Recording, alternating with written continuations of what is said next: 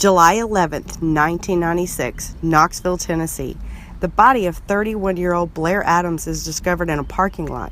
He is nude from the waist down with $4,000 worth of different currencies scattered around his body, and the cause of his death is determined to be a violent blow to the stomach. Blair hails from British Columbia and had inexplicably quit his job to take a 4,000-mile cross-country trip to Knoxville. He had been exhibiting paranoid behaviour and seemed convinced that someone was trying to kill him, but the exact circumstances of Blair's death remain unknown. After that, the trail went cold.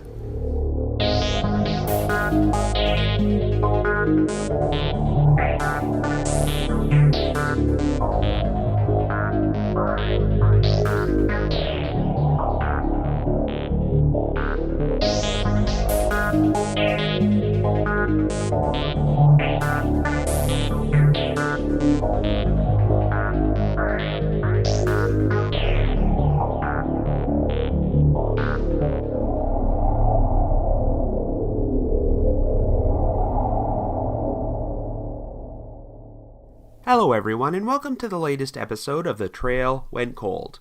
I'm your host Robin Warder, and today's episode is a big one, as I will be covering a case that many of you have been anxiously awaiting for a long time.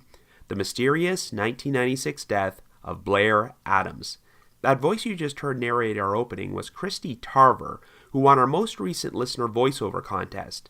Christy is one of the biggest supporters of The Trail Went Cold and true crime podcasts in general, and I've even had the pleasure of meeting her at CrimeCon both last year and this year, so it was awesome to draw her name and hear her voice on the show. Thanks so much, Christy.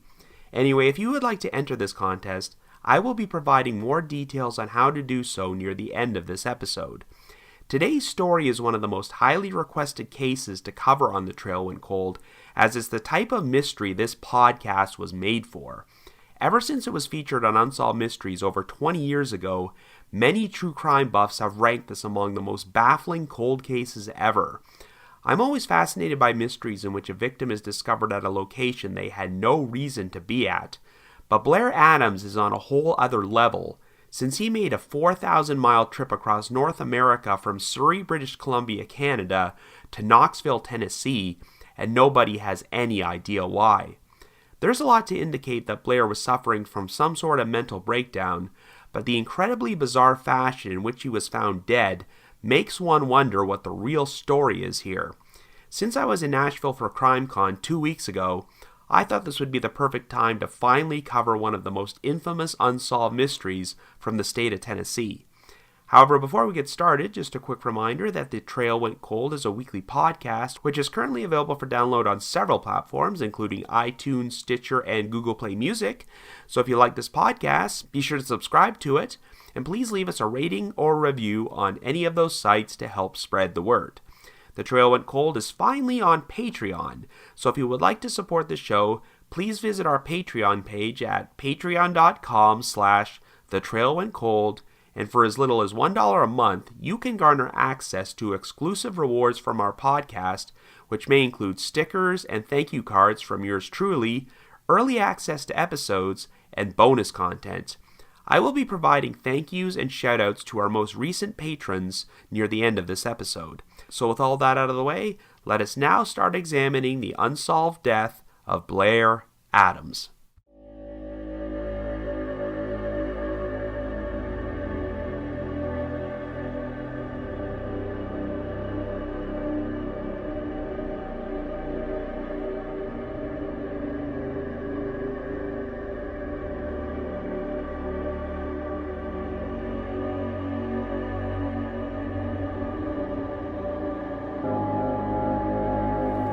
Our story begins in Knoxville, Tennessee in 1996.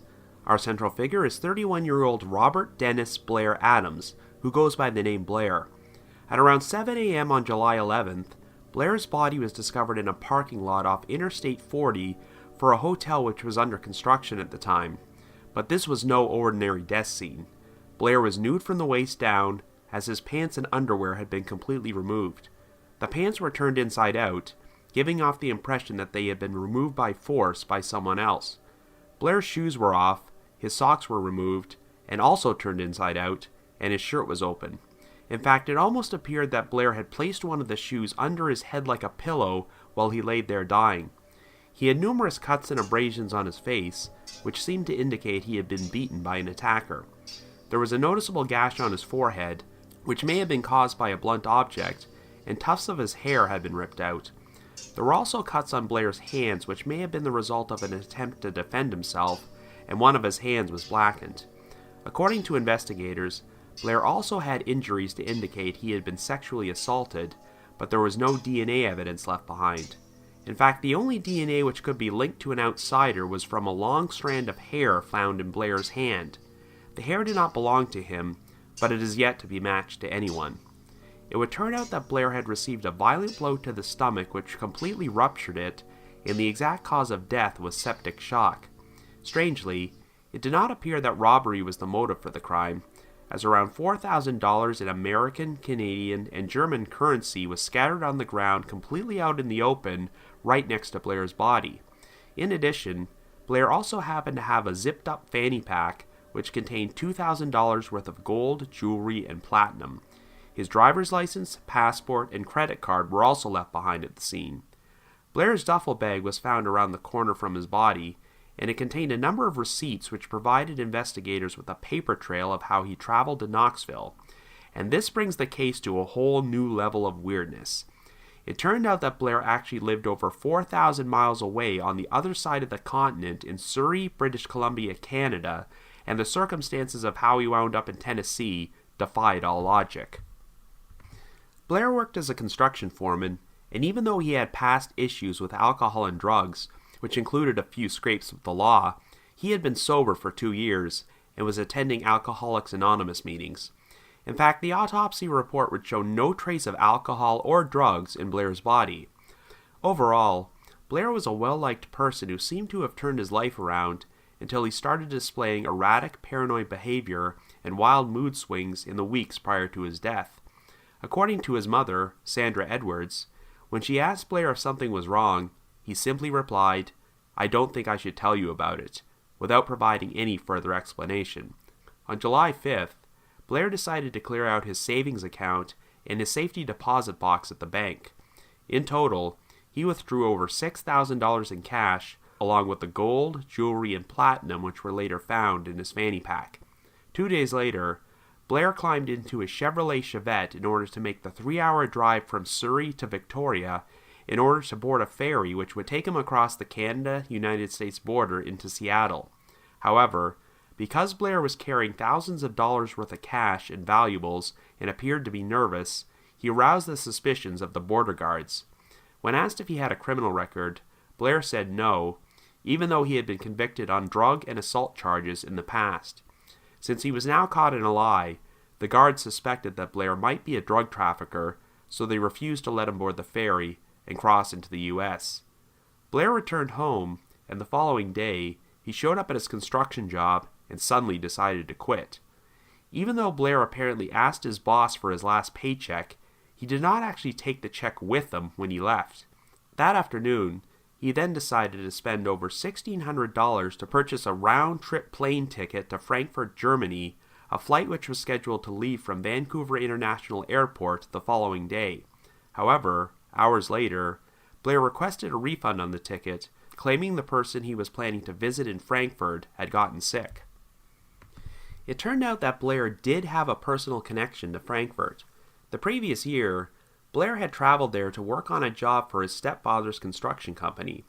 During this time period, he became romantically involved with a German woman before he returned home to Canada.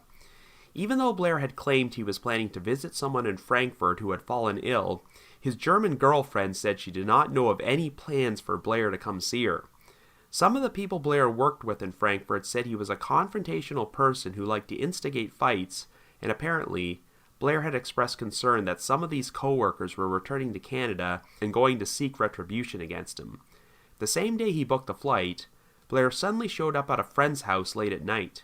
He told her that someone was trying to kill him and begged her to take him across the border into the U.S., figuring that he'd have a better chance of entering the country if someone else was driving the car. However, Blair's friend could not do what he requested. So on July 9th, Blair began what would become an incredibly bizarre cross-country odyssey. During the early morning hours, he was seen at the Pacific Highway border crossing, which is located about 25 kilometers south of Surrey. He made an attempt to cross the border on foot, but caught the attention of the guards because he appeared to have scratches on his hands and legs. He also matched the description of the suspect who was wanted for stealing a car in Vancouver, and the stolen vehicle was actually found near the border crossing. While the Border Patrol couldn't prove that Blair was responsible for the auto theft, they still denied him access to the U.S. Now, this part of the story is a bit confusing because the stolen car they found near the border was blue, and one friend apparently remembered seeing Blair drive a blue car the day before.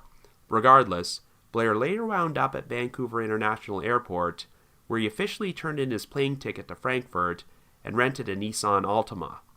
Blair drove his rental car back to Victoria to catch the ferry, and this time, he was able to successfully cross the border into the U.S.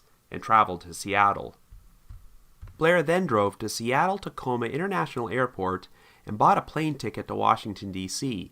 In yet another confusing decision, he decided to purchase a one-way ticket for around $770, even though purchasing a round-trip ticket would have saved him a bunch of money and cost half that amount. Blair hopped on the red-eye flight to Washington and arrived at Dulles International Airport during the early morning hours. It was here that he rented a Toyota Camry and apparently told the rental agent he was planning to be in the area for 2 days. But for whatever reason, he immediately left Washington and started driving southwest. Now, no one can be certain what Blair's actual destination was, but we do know that he drove around 500 miles and wound up getting stranded in Knoxville for reasons that once again defy all logic.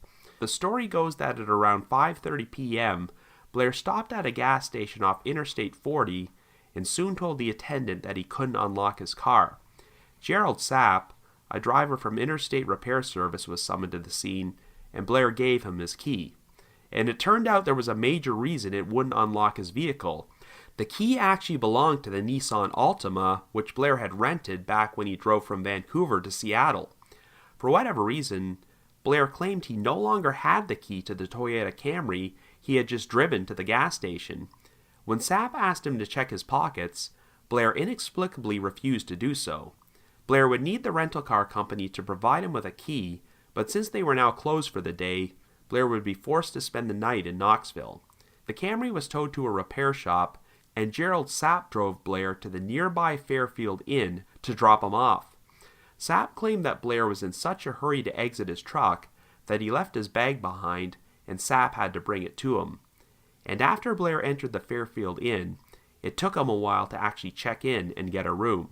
The hotel surveillance footage would show that within the span of an hour, Blair entered and exited the lobby a total of 5 times before he finally went to the front desk and rented a room. The hotel clerk thought Blair looked very paranoid and agitated, and believed he was constantly looking around to make sure no one was following him. After checking in and getting a room key, Blair paid with a $100 bill, but left the hotel lobby without even waiting to get his change back.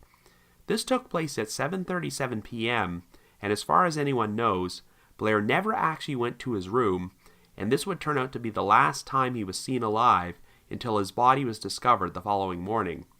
There were a couple of reported sightings of Blair at a truck stop and at a Cracker Barrel restaurant in the hours after he left the hotel, and witnesses said he was in the company of another man, but authorities eventually ruled these sightings out, so I'm assuming the person these witnesses saw was not actually Blair.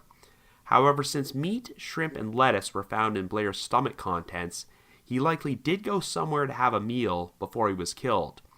The parking lot where Blair was found dead was about a half-mile away from the Fairfield Inn, but no one knows what he would have been doing there. There was a truck stop located nearby which was known for being a hotbed for prostitution, but it failed to provide any leads related to Blair's death. But in a final bizarre twist, the key for the Toyota Camry, which Blair claimed he'd been unable to find, was lying on the ground near his body. The only potential lead was a report from a security guard at a nearby building who believed he heard a woman giving off a scream at around 3:30 a.m., which investigators believed was Blair's approximate time of death. When police contacted Blair's family and friends, none of them had any idea what he was doing in Knoxville, because as far as anyone knew, he had never been in the area before and didn't know anybody who lived there. Anyway, the case was featured on Unsolved Mysteries the following year, but it failed to generate any substantial leads, and the investigation pretty much ground to a dead halt. However, in September of 2017, writer Travis Dorman published an extensive article about the case in the Knoxville News-Sentinel, which contained some previously undisclosed information, and incidentally, Dorman even published a post about this on the Unresolved Mysteries subreddit I always frequent. Blair's mother, Sandra Edwards, was interviewed for the article and shared some surprising new details. Even though Blair had numerous girlfriends throughout the course of his life and was regarded as heterosexual, Sandra mentioned that he had once been romantically involved with a male roommate.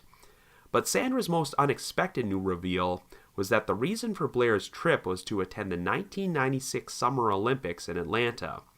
Well, it's true that Blair's route would have eventually taken him to Atlanta, which was just over 200 miles away from Knoxville. The problem is that the Olympics did not actually start until July 19th, 8 days after Blair was found dead. And Sandra apparently never mentioned anything about Blair traveling to the Olympics when she was originally questioned by the authorities over 20 years ago.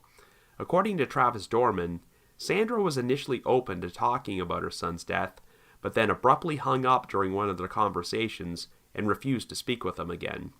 When Dorman attempted to phone her back, Blair's stepfather answered the phone and angrily stated, "We are not going to open that can of worms again."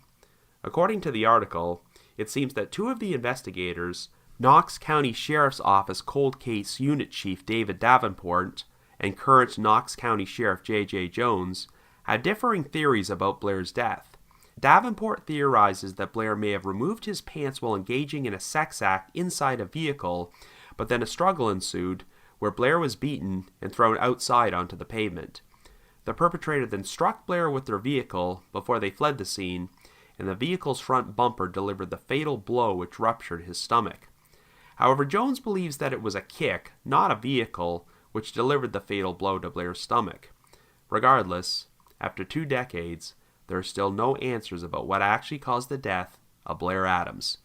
So I guess you could say, the trail went cold.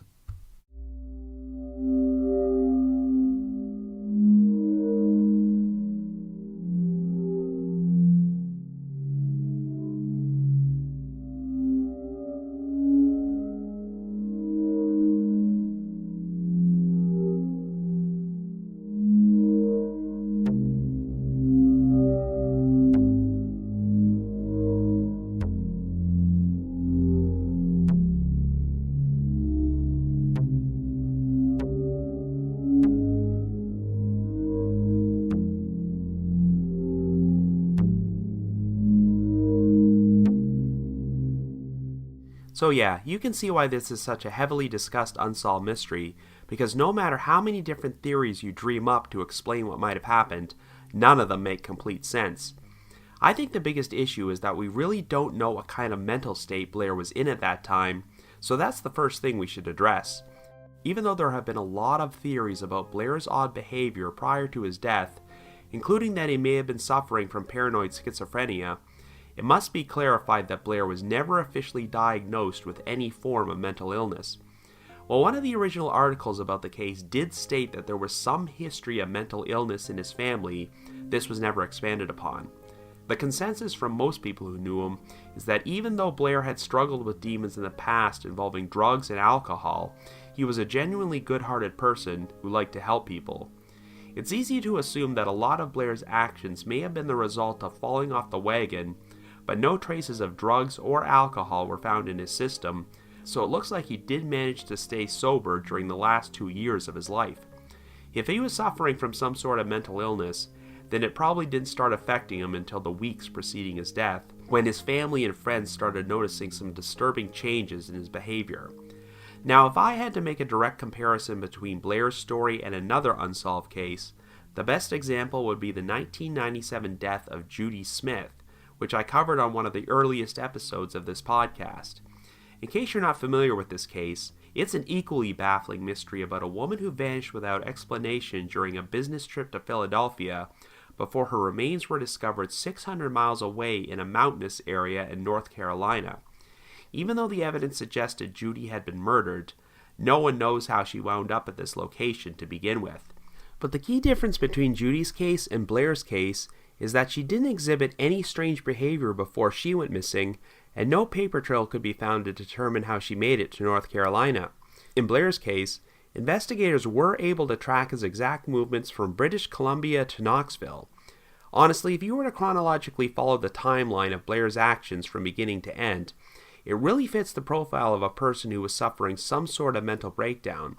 If this was a missing persons case and Blair was never found, then most people would probably think this was a sad story of a victim who lost her grip on reality and wouldn't put much credence into Blair's claims that someone was trying to kill him.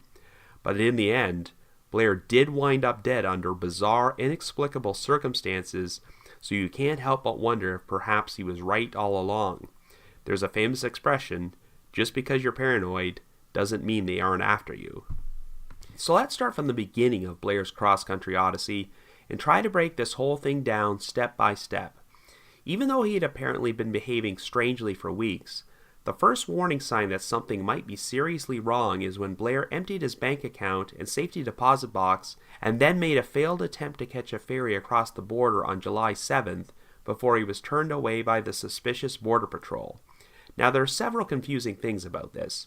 First off, since Blair emptied his account, the implication is that he was planning to make a run for it, but he did not actually show up at work to quit his job until July 8th, the day after he was turned away from the border. And then later that same afternoon is when he purchased the plane ticket to Germany. So did this mean that Blair was planning to return if he had managed to cross the border on July 7th? His decision to give notice at his job before he took off seems pretty strange, since it doesn't look like he attempted to settle any of his other affairs and never even told his family or friends that he was leaving. I guess it would make sense for Blair to quit if he wanted his final paycheck and to have additional money on him when he left, but it sounds like he didn't even bother to pick his check up.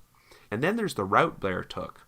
Driving southwest from Surrey to Victoria takes 3 hours before you can even board the ferry to Seattle. But a straight drive south across the border from Surrey to Seattle only takes around 2.5 hours on its own. In fact, when Blair tried to cross the border by foot 2 days later, he took the more logical route by attempting to use the Pacific Highway border crossing into the town of Blaine. After that, all you have to do is keep driving south on Interstate 5 until you arrive in Seattle. We do know that when Blair eventually reached Seattle on July 9th, the only thing he did was go straight to the airport and hop on a flight out of town. So if Blair had made it to Seattle on July 7th, would he have still done the same thing? And let's not forget that there is an international airport in Vancouver, and Blair could have saved himself a lot of trouble if he just booked a flight from there. But since Blair seemed pretty paranoid and was convinced someone was trying to kill him, maybe he felt that taking a long-winded route to Victoria and then traveling to Seattle in order to fly to his destination was the only way to cover his tracks and avoid the people he believed were after him.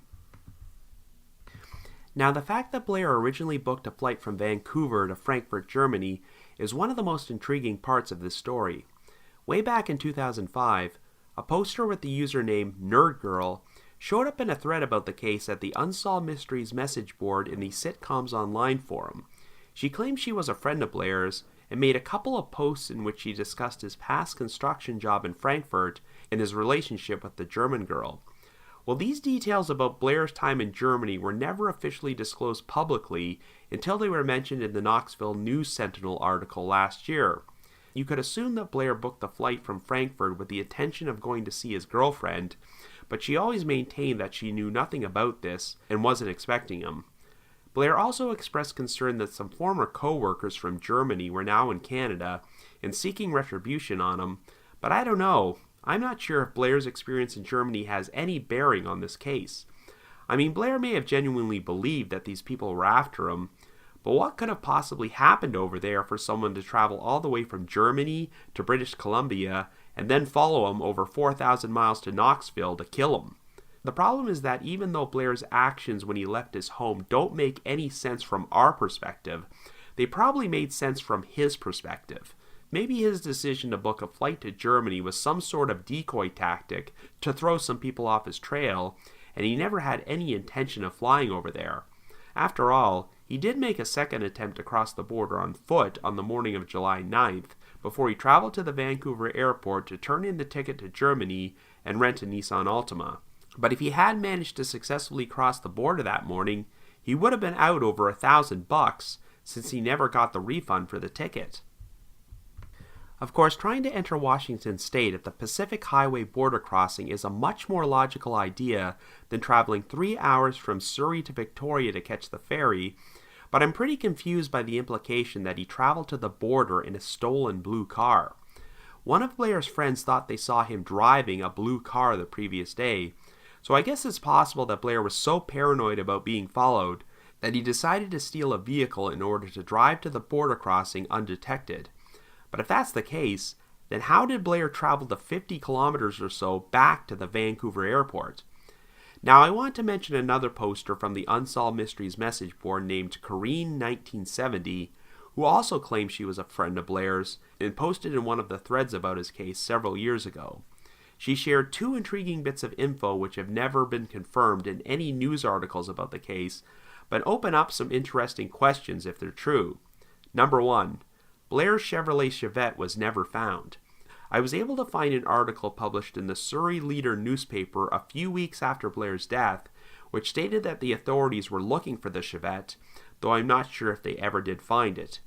If Blair did drive the Chevette to the airport, then he probably didn't park it in one of their lots, since it should have been easy to track down. So this would lend credence to the idea that Blair stole another car to drive to the border, but if so, what actually happened to the Chevette? I guess it's possible that Blair simply abandoned the vehicle at a location where it was eventually stolen by some random perp who had no connection to this case.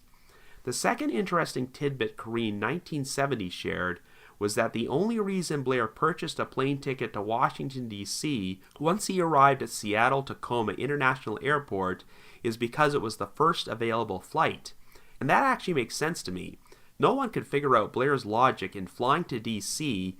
and then renting a car to drive to Knoxville, but if Blair decided to literally hop on the first flight he could and did not care about the destination, then this would explain an awful lot.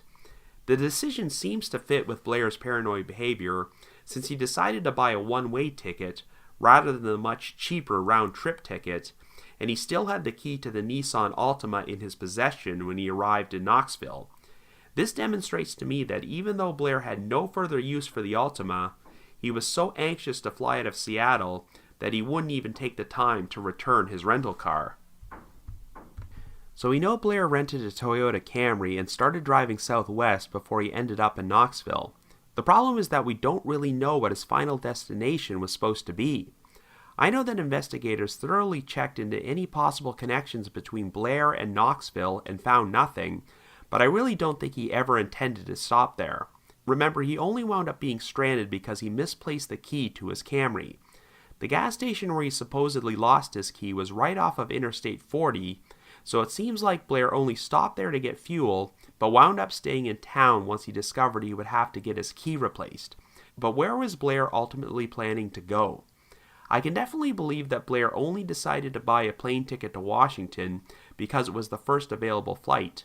If he was intending to travel somewhere in the southern U.S., why not just take a direct flight there rather than fly to Washington and rent a car to drive hundreds of miles south?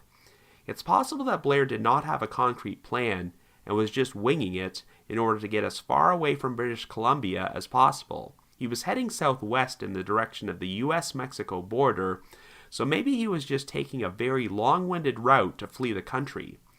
Now we're going to talk about the one aspect of this case which used to make my head explode: the disappearance and reappearance of the key to the Toyota Camry. The way the Unsolved Mysteries segment presented it, the Toyota key turned up missing after Blair stopped for gas in Knoxville, and he became very confused when he tried to use the key to his previous rental car, the Nissan Altima, to enter the Camry. The impression I got was that Blair and the interstate repair service driver, Gerald Sapp, searched everywhere for the Toyota key and just could not find it, before it magically reappeared beside Blair's body the following morning, which makes no sense whatsoever. However, when Sapp was interviewed in last year's Knoxville News Sentinel article, he clarified that he did ask Blair to check his pockets for the Toyota key, but Blair actually refused to do so.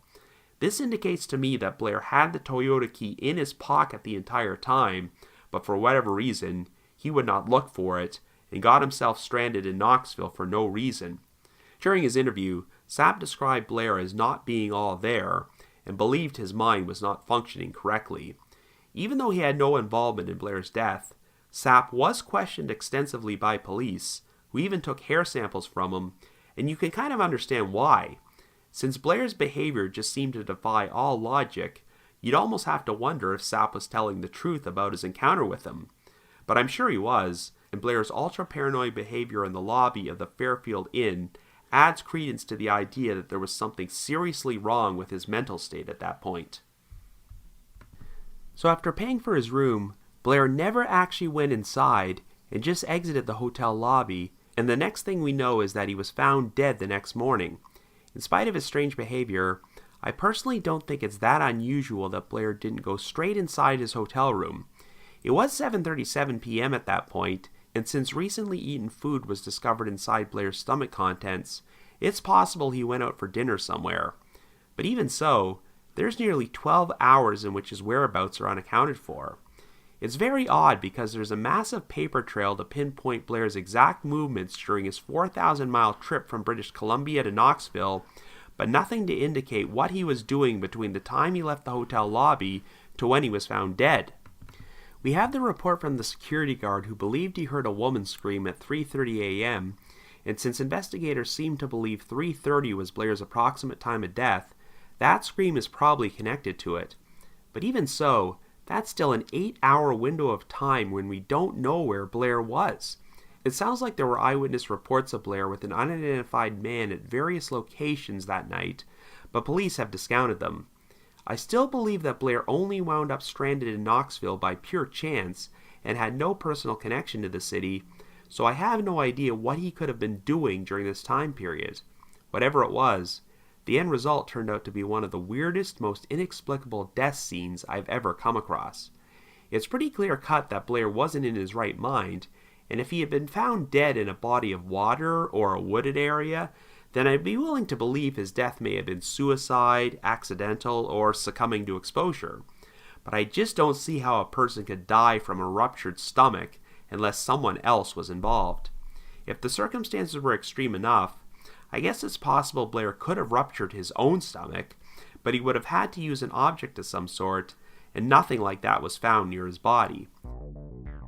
So an unknown third party had to have delivered the fatal blow which killed Blair, and there are two possibilities. Number one, Blair's paranoia was correct, and someone really was trying to kill him.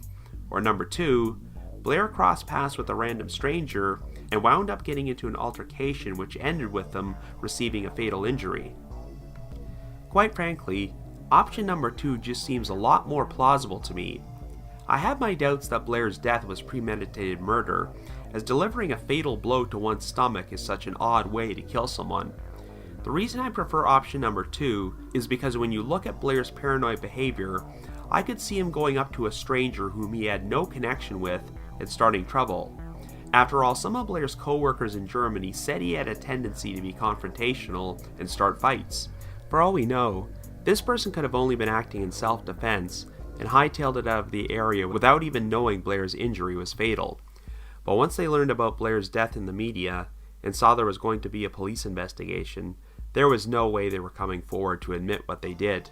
And I think we can rule out the idea of Blair being attacked by a random criminal who wanted to rob him, given that they left behind thousands of dollars in cash and other assorted valuables. I just think Blair being killed by a local resident with no connection to him makes a lot more sense than someone following him thousands of miles from British Columbia to Knoxville in order to kill him. Really think about how this series of events would go. This person is able to follow Blair from Surrey to the US-Canada border, then back to Vancouver International Airport, then to Victoria, onto a ferry, which crosses the border and travels to Seattle, and then they follow Blair to the airport, and somehow managed to board Blair's flight to Washington, D.C., and then follow him as he drives hundreds of more miles until he stops in Knoxville, and that's when they decide to kill him. I just don't see how it's physically possible for someone to successfully keep up with Blair for that long without losing track of him. This is the type of scenario you'd expect to find in a spy story, not something involving a construction foreman from British Columbia. If there was something in Blair's background which was so out of the ordinary that it would compel someone to follow him across an entire continent for thousands of miles over 2 straight days, investigators never found it.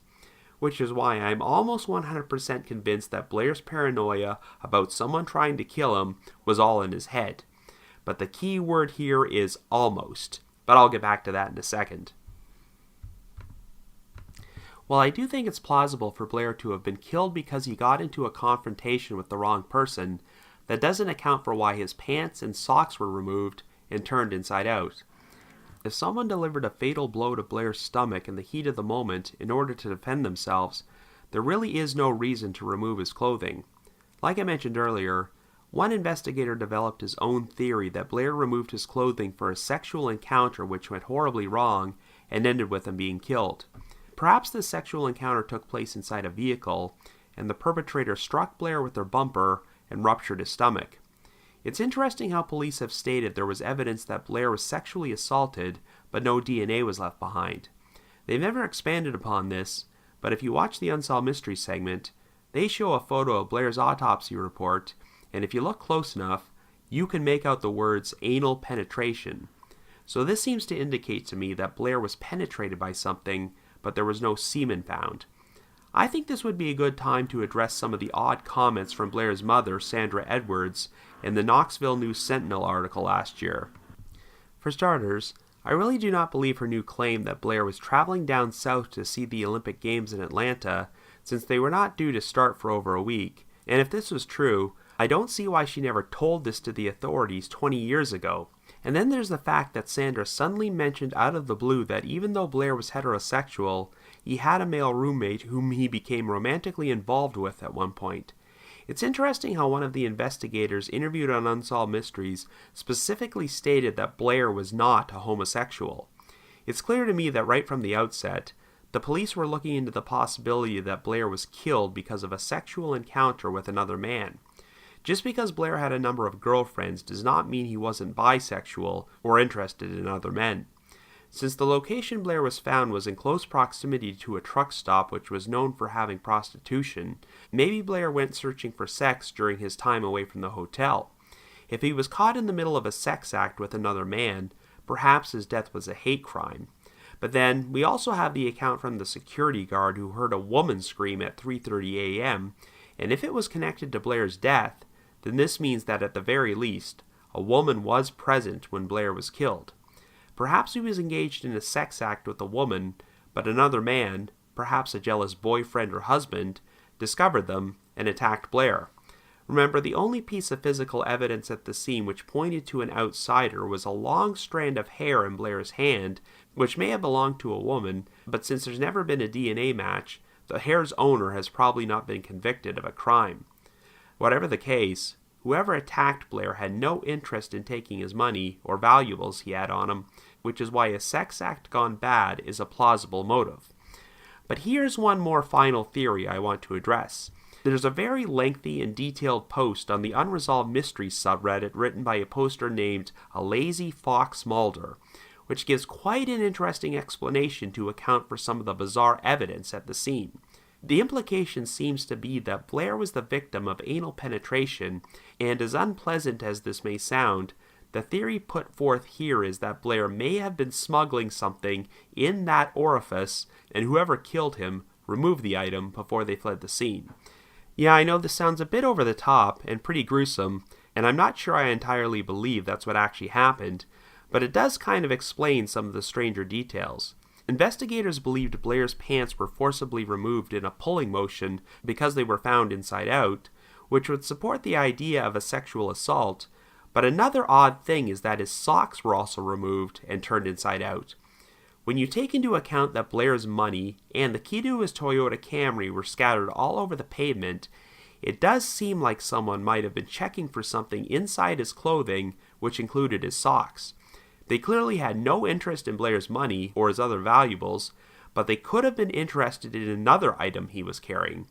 And well, bear with me here, but if Blair was smuggling an item inside his rectum and they managed to retrieve it, then this could have done enough damage to resemble a sexual assault. I don't know, this is a pretty intriguing theory, but like I mentioned earlier, it just sounds like something you would find in a spy novel. Given that Blair had a past criminal record for drugs, a more down-to-earth explanation is that Blair was involved in drug trafficking, as people involved in that racket will sometimes conceal drugs inside their body cavity while attempting to smuggle them. Maybe the reason Blair looks so visibly nervous during his attempt to cross the border is because, well, he had drugs up his rectum. But investigators never did find anything in Blair's background to suggest he was involved in drug trafficking, and even if he was, and people really were trying to kill him, I just don't see how they would have been able to track him to Knoxville on that particular night. So what really did happen to Blair Adams? Well, I can't really come up with a concrete explanation which makes complete sense. If you asked Unsolved Mysteries fans which cases from the show they consider to be the most baffling, Blair Adams and Aileen Conway are two of the most frequent answers. Like I said earlier, if you believe Blair simply suffered a mental breakdown, then this is a mystery which actually makes about 80% complete sense, but the circumstances of his death just throw everything for a loop. However, unlike some other bizarre unexplained deaths, you just cannot write this one off as a suicide or accident, because even if it was an intentional, premeditated murder, there has to be someone else involved who knows exactly what happened to Blair. If I had to guess, I'd say that none of Blair's fears about his life being in danger had any basis in reality, and that he had no idea what he was doing when he made his cross-country odyssey. It might just be a coincidence that he really did wind up dead at the end of his journey, only it was by complete chance and involved someone else who had no idea who Blair even was before that night. I really don't have much idea about what exactly happened, but I have a hunch that whoever was responsible for Blair's death didn't plan on killing him. But because they ended the life of a man who had traveled there from the other side of the continent and did a number of inexplicable things, then the investigation into his death wound up becoming a lot more complicated than they ever could have imagined. If I had to put together a list of unsolved mysteries I most want to see solved, then this one would be near the very top, because it is such a head-scratcher. But I have a hunch that it isn't anything larger than life, and that the ultimate explanation will probably be a lot simpler than the evidence makes it out to be. So if you happen to have any information about the unsolved death of Blair Adams, please contact the Knoxville County Sheriff's Office at 865-215-2675. That's 865-215-2675. Anyway, another special thanks to Christy Tarver for doing such a great job at narrating our opening. This has become a popular recurring monthly contest for our listeners, and if you've already entered the contest before, you are automatically eligible for my next random drawing, so you don't have to do anything. But if you want to enter and haven't done so yet, all you have to do is send me an email under the subject line, Trail Went Cold Contest, naming the one unsolved cold case you would most like to see covered on this podcast. So once again, send me an email under the subject line, Trail Went Cold Contest, to robin.warder@icloud.com. That's robin.warder@icloud.com. Anyway, once again, The Trail Went Cold has just been launched on Patreon, so if you have a moment, please visit patreon.com/thetrailwentcold to learn how you can support our podcast and become eligible for some pretty neat rewards. Just last week, we released our very first exclusive bonus episode for our donors in Tiers 2 and 3, and the episode chronicles the amazing life of the one and only Robert Stack. For everyone in Tier 3, you will get exclusive access to Vince Nitro's music tracks from The Trail Went Cold, which have been in demand for a long time. So to learn more information, feel free to visit our Patreon page. I'd like to take this opportunity to thank our most recent patrons who have signed up to support us on Patreon, and they are the Dark Poutine Podcast, the Fall Line Podcast, Hank, Kirby R., Kepi B., Ashley B., Jenny S., Raquel B., M., Carol, Diana G., Paul R., and the one and only Christy T. And this would also be a good time to thank our recurring monthly donors on PayPal, and they are Aura, Lewis, Kathleen, Brian, Laura, Ellie, Purity, Dawn, Claire, and Elliot. Thank you so much to everyone for your generosity. And since CrimeCon has come and gone, it is now time for the Trail Went Cold to prepare for the next major podcasting convention we'll be appearing at, Modern Love, which will be taking place at the Intercontinental Hotel in New Orleans on August 10th to the 12th. Here's a promo with more information. Hi, I'm Dina Marie, the host of the Twisted Philly podcast, and I've got a question for you. Do you love podcasts? Because I sure do.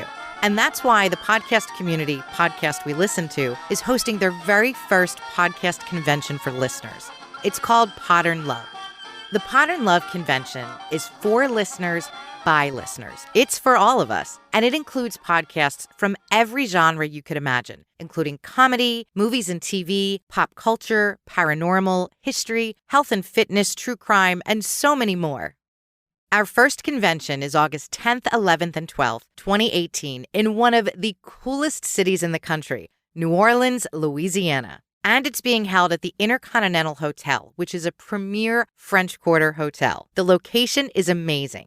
And the room rate can't be beat either. It's only $129 a night.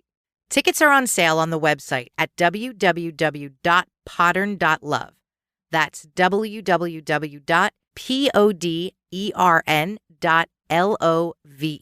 There are over 40 independent podcasts already lined up to present at Modern Love, and we'll be adding more before the convention. Plus, featured podcasters have discount codes, so you can get a discount on your tickets. Be sure to follow Modern Love on Twitter and Facebook for the latest convention updates, news, information about new shows that are joining, and links to a dedicated website just for Modern Love attendees to book their hotel room. We can't wait to see you this August in New Orleans. I also just wanted to give another shout out to my supporters at the aforementioned Unsolved Mysteries message board at the Sitcoms Online forum and the Unresolved Mysteries subreddit. You can find interesting threads about this case at both those sites. I need to provide my thanks to Miguel Foote, who edits and assembles this podcast together for me, and Vince Nitro, who composes our eerie music score, which you can now access if you are one of our Tier 3 donors on Patreon. If you haven't already, you can like us on Facebook, follow us on Twitter, or leave us a rating or review on iTunes, Stitcher, or Google Play Music. And we also have a Facebook discussion group if you would like to discuss these cases or true crime in general with myself and your fellow listeners. So have yourself a good week and join me next Wednesday for a brand new episode of The Trail Went Cold.